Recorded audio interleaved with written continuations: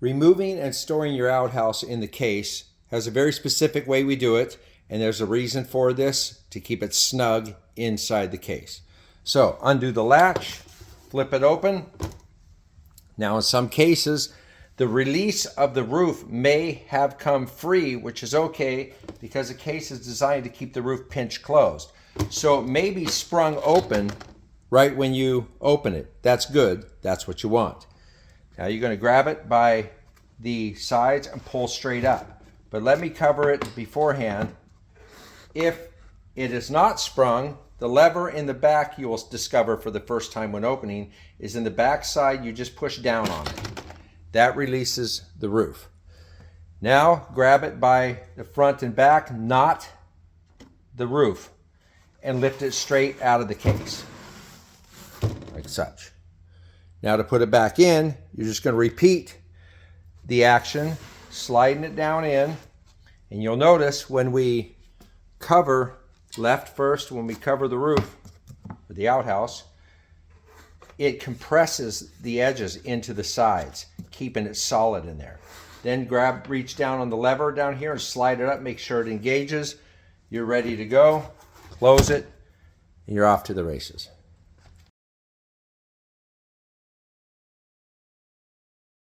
The Chattery teeth. These have been permanently deactivated, so please do not try to wind them up. There's no need. Main reason why they're made so poorly these days that they barely worked out of the package. Plus, it's not needed. By simply pitching them by the back, you can give them a shake during the routine when you introduce Grandpa, and they hear him clicking.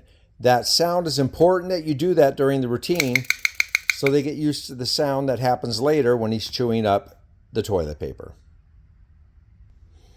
Now, placing the Chattery teeth into the outhouse, open the door and set them to the front of the toilet hole there.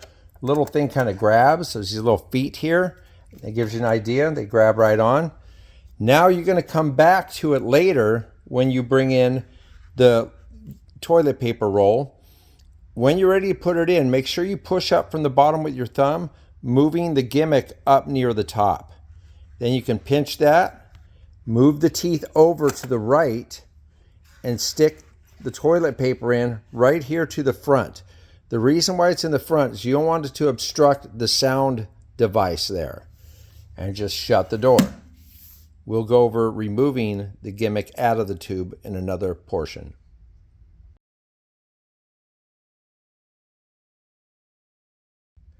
Okay, the roof latch is quite simple. There's two screw eyes that overlap each other, and when you pull down, it releases. To reset it, always tip the left in first, making sure this is all the way down. Then the right side second, hold it at the top, slide it all the way up into locking position. You're good to go.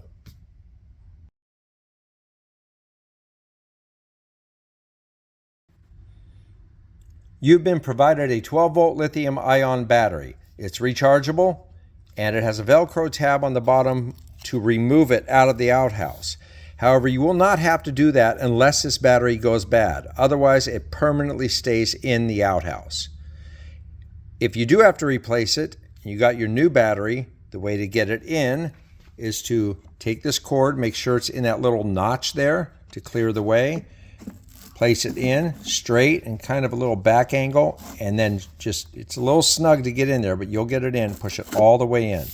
It's snug to keep it from rattling around in there. Then you take the power cord and then plug it into the female socket at the bottom. It's a little tight there, but you'll get it in there. Boom. Pivot that down. It's ready to go. Put the little cover over the front. It's ready to go. Recharging your lithium-ion battery is as simple as lifting the cover back, pulling the cord out, the power cord out from the battery, take a rechargeable cord, plug it in, plug the charger into a power source, and it'll light up red. When it's done and fully charged, it will turn green. Unplug it immediately after that. It is important to charge the battery after each show. A shorter charge keeps the battery at full 12 plus volts. However, if you do have to charge it for an extended time, plug it in, usually in the morning. That way you can keep your eye on it. You don't want to let it sit overnight and overcharge possibly. Once it's fully charged, just remove the power cable, take the one from inside the outhouse, line it up the hole, push it in firmly, and close the cover, and you're good to go.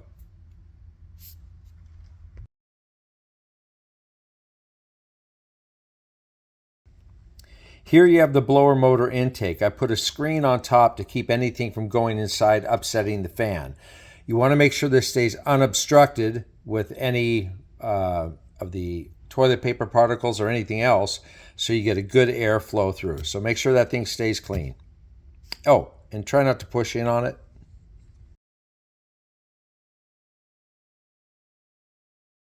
Preparing the toilet paper gimmick. You're going to start with a full roll of toilet paper and start pulling it off and pulling it off and pulling it off until you end up with a big pile of paper like such. You can save that if you make it a little more organized than how I have it. You set that to the side because you want your roll to be about a third size so it can fit inside the outhouse and through the door. So that's how you prep the roll. And then we get into making the actual gimmick. You're going to have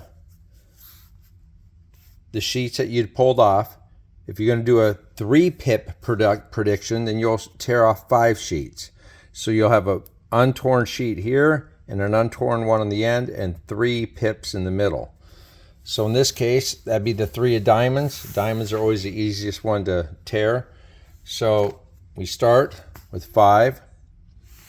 Now you're going to come up to the second, get that in the camera, second sheet, and then line up the 2 seams, pinch it, then start about a 1/2 inch from the edge and pinch tight. And you're going to tear down to the center. You're coming at an angle towards the center. You keep a very tight pinch. These don't have to be perfect. They just have to look like diamonds. Now I'm going to go about a 1/4 inch away from the natural seam here. Come over here, kind of look straight down at it, start tearing. Just like so. Just real slow and easy. You can kind of guide it as you go. Pinch at the bottom, pull that out, and then you will have a diamond. So do that for all 3. You'll end up with something like this. Now, to prepare it to be secretly stashed for retrieving later in the routine, you're going to take it and roll it up about a finger width here to start with. Just start rolling it up snugly. Just keep it nice and flat while you roll it up. Make sure it stays squared.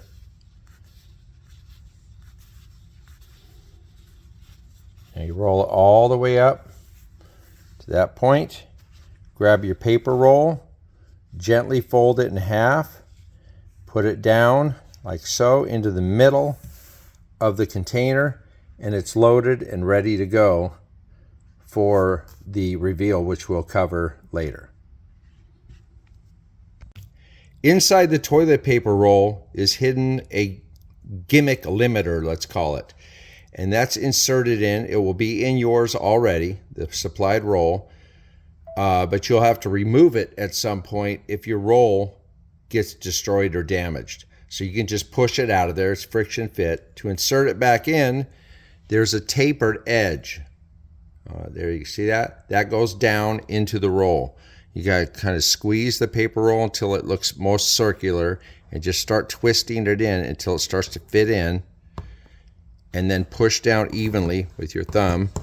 And you want to go down 1 inch from the top. So you just have a little ruler handy until you get down to 1 inch. And if you go too far, you can push it back, obviously. There it is, 1 inch.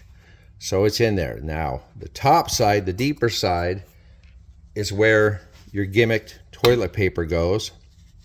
and you're going to push that down. Remember, keep this as loose and soft. Don't squeeze it tight, and just get it down to there. That way, when you reach for it, you're not going to press it all the way down to the bottom of the toilet tube, and you won't be able to retrieve it. So when you're ready to grab the piece, you just get your finger in there, slide it up. You can press down with your fingers on the roll to give it leverage so it doesn't pull the roll up. So just pinch it out and take it out. Now, of course, this roll is oversized. Remember, your rolls are going to be much smaller. So there you go. When you're handling the toilet paper during the routine, just keep it facing at them. You can unroll some paper as a little display showing it unchewed, so to speak, and roll it back up with it facing the audience. That way you're not flashing the Gimmick toilet paper hidden inside. Okay, when you're ready to do the Gimmick reveal, you just, both hands kind of go in, so more or less. And now you're going to reach in and grab the Gimmick from the tube, pulling it up, let it unfold in half, find your edge, and just let it slowly unroll and do a slow reveal as you pull it out. If it's not unrolling fully, you can keep your hand here, your left hand down, and guide it and have it continue to pull all the way out and roll all the way down. And there's your reveal.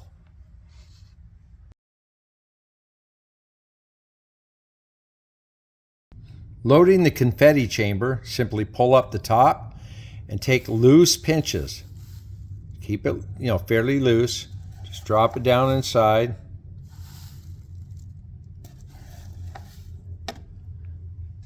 You don't want to push it down in there. You want to let it just fall down inside there. And you can fill it up about 3/4 of the way. As you see right about there. Maybe a little extra pinch, and that's it. And you're ready to go. Make sure you close this lid, of course. And then you can blow out the extra confetti before the performance. One thing I'd like to point out is that the confetti is releasing through this small opening here. Sometimes you just can't control physics and the dynamics of very loose confetti, and it might jam up. Well, you're right there, from behind here. You're right there. All you have to do is just give this a little bump like that, and it'll release and get rid of the jam. And in a sense, I kind of like it if it pauses, because you get kind of these bursts of confetti. And you can also do that by just clicking the switch on and off. People have done that with the original version, where you can start it and then stop it and start it again, like the teeth are chattering, and stop for a little bit, then chew a little bit more and chew a little bit more. That's kind of a fun way of presenting it as well.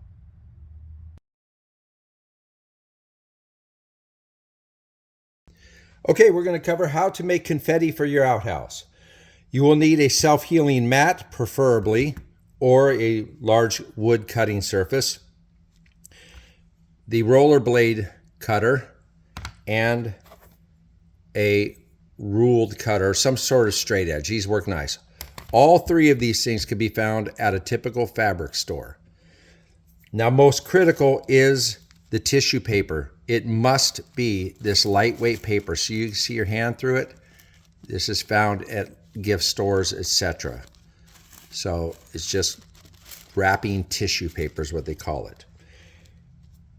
You can cut the pieces to whatever size you want for handling.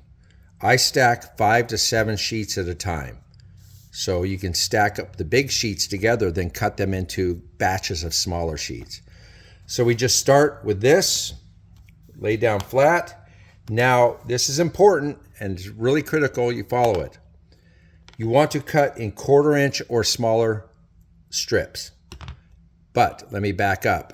Get a glove, any kind of glove. It's fairly tight for this hand, because you don't want to skip on this and possibly hit your hand, because this will mess you up. That's hospital time.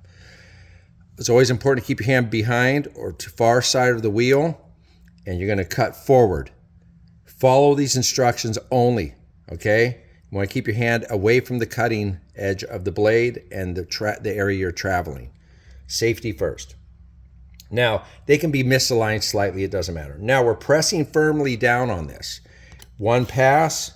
Now push on press on the paper as you slide the ruler back a 1/4 inch. Slide the ruler back a 1/4 inch. These pieces may start getting in the way. It doesn't matter. The ones that you've already cut, just kind of push them off to the side. And if you cut into them, that's okay. Look back a 1/4 inch and just repeat until you get to the end of the pieces here. Now I'm going to skip ahead and we'll go to the next step. Now we're getting near the end of it, and I don't worry too much about this last bit. You can just use your fingers, hold that down, scoot this out of the way. You don't need that last bit because sometimes the straight edge doesn't cooperate with it. As you can see, you got kind of this random pile going here. Now, during all phases of cutting, you want to press firmly down so you know you're cutting all the way through. Now, don't rotate the paper, rotate your surface. Now you come down and start near the top and just press down on it. And same thing, back and forth, just slide it down 1/4 inch. Kind of go back and forth because it's a little tougher to get through them when they're bunched up like this. So get my hand back here again, pressing firmly on the deal. Pressing firmly on the ruler. Back and forth. Like I said, just a couple passes. I'll get you through all of it.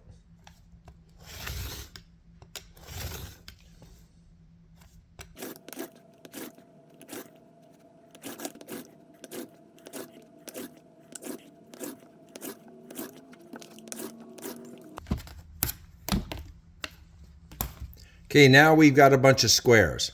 Now at this point, you're just going to randomly cut at 45-degree angles, just like so.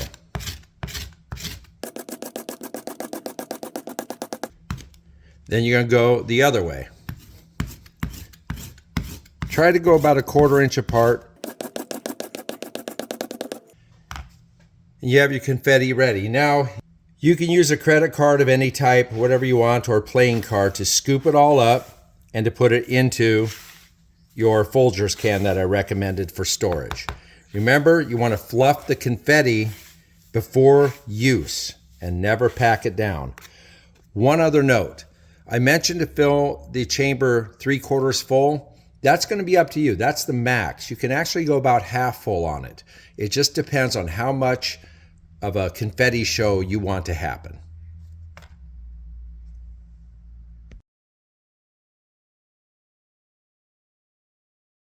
You also need to get a 2-inch or so painting brush. A little short guy like this is great.